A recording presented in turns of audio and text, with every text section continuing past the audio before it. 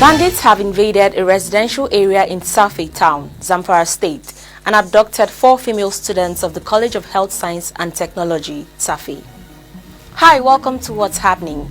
These are the top 10 stories now. At number 10, the father of Frank Akpan, the prime suspect in the murder case of Akwa Ibom job seeker Inubong Umoren, has said that his son has mental disorder. He has denied knowledge of Umoren's murder and also said he was not aware that the victim's body was exhumed in his compound in Oran local government area of Akwa Ibom State. The suspect's father said this while giving evidence in his defense before a high court in Uyo on Tuesday. He noted that Frank, his son, has mental health issue and was an outpatient of the University of Uyo Teaching Hospital.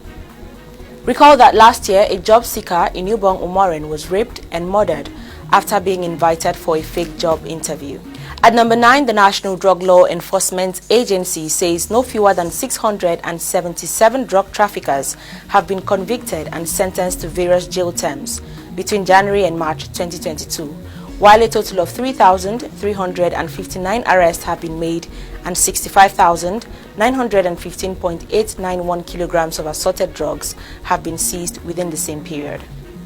The Director of Media and Advocacy, NDLEA, Femi Babafemi, disclosed this in a statement on Wednesday.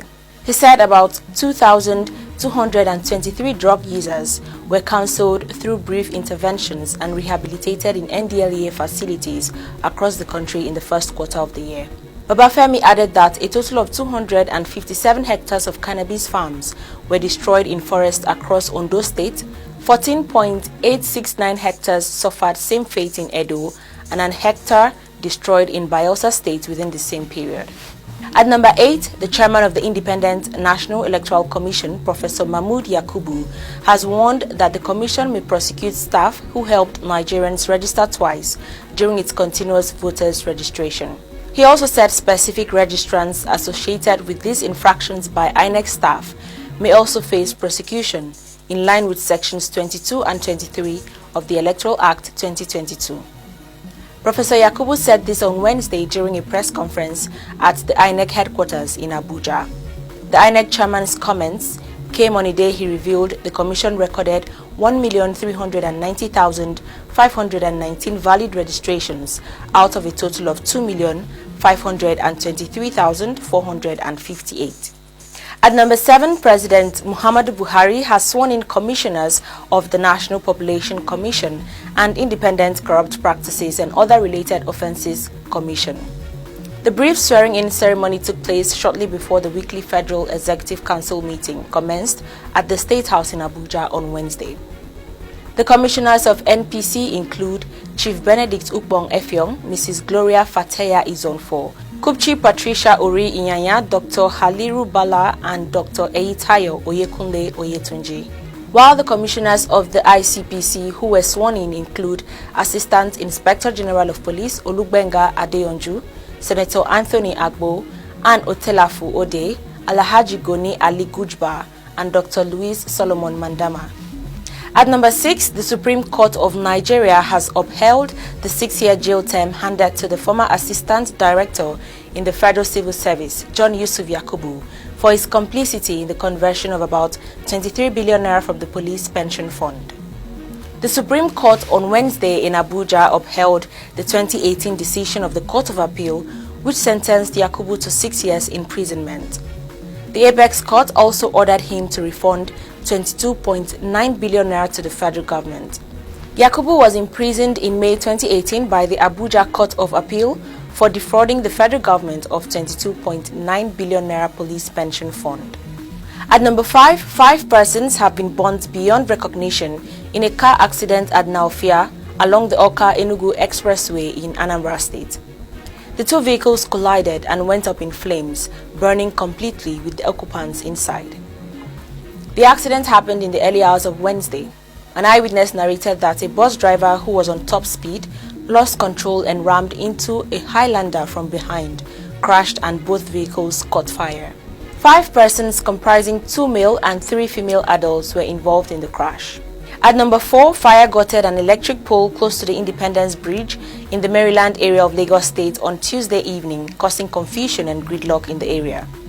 There was serious traffic as passengers, residents and passers-by scampered for safety. The Lagos State Fire and Rescue Service confirmed the incident on Wednesday. The director of the Lagos State Fire and Rescue Service, Margaret Adesheye, said it happened yesterday, but the video started trending this morning. We don't have a detailed record of the incident. The disco has disconnected the power supply to the power line. No casualty and no injury. At number 3, gunmen have invaded Atani Police Station in the Ogbaru local government area of Anambra State. The hoodlums reportedly invaded the police facility at about 1:30 a.m. on Wednesday and immediately launched an attack. A source said 4 policemen, including a female police officer, lost their lives in the shootout.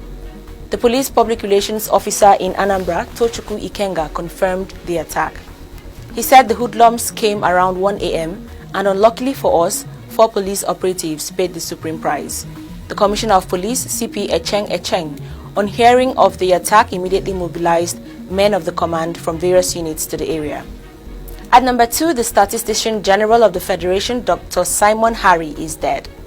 His death was confirmed by the Director, Corporate Communications and Public Relations at the National Bureau of Statistics, Sunday Ichedi. Sources familiar with the development said the late Harry was rushed to the hospital last Saturday and was responding to treatment, but gave up the ghost on Wednesday morning. Harry was appointed by President Muhammadu Buhari in August 2021 after the tenure expiration of Yemi Kale, who served as Statistician General for 2 terms. Before his appointment as the head of the MBS, the deceased was the Director, Corporate Planning and Technical Coordination Department, with about 3 decades of statistical experience. Finally, at number 1, bandits have invaded a residential area in Sfaff town, Zamfara State, and abducted 4 female students of the College of Health Science and Technology, Sfaff. It was gathered that the students were abducted when heavily armed men invaded their residence outside the school campus in the early hours of Wednesday. The terrorists were said to have tried gaining access to the school but failed due to the heavy presence of security personnel before proceeding to the residential area. Reports say 5 students were whisked away, but 1 managed to escape from the abductors. It was learned that the kidnappers have already made contact with families of the victims, demanding an undisclosed amount of ransom. An older brother of one of the victims, Usman Abdullahi, confirmed the abduction of his sister on Wednesday morning. Also, the spokesperson of the police command in Zamfara, Mohammed Shehu, confirmed the attack on Wednesday. Shehu explained that the bandits broke into a rented apartment around 3 a.m. and abducted 4 students. That's all for today, but before I go, I would like to remind you that the 2023 general elections is drawing closer. Do not fail to get your permanent voter's card. See you next time on What's Happening.